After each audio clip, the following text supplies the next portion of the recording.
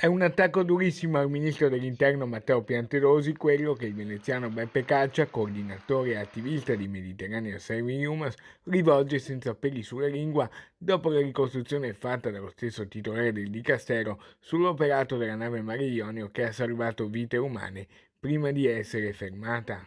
Rispondendo al Senato all'interrogazione dell'onorevole Antonio Nicita, il ministro dell'Interno Matteo Piantedosi ha mentito al Parlamento.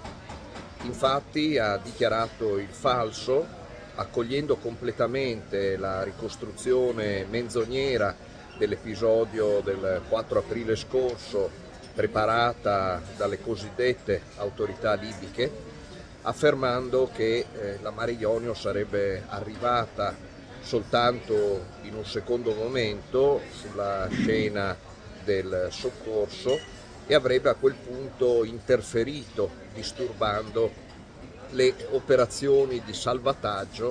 L'equipaggio della Mare Ionio ha perciò diffuso oggi alcuni video che smentirebbero la ricostruzione della Guardia Costiera libica. È evidente come il nostro governo voglia giustificare il fermo amministrativo, le sanzioni, le inchieste giudiziarie che puntano a criminalizzare l'attività della Mare Ionio di Mediterranea e vogliano continuare a difendere qualcosa che è ormai indifendibile.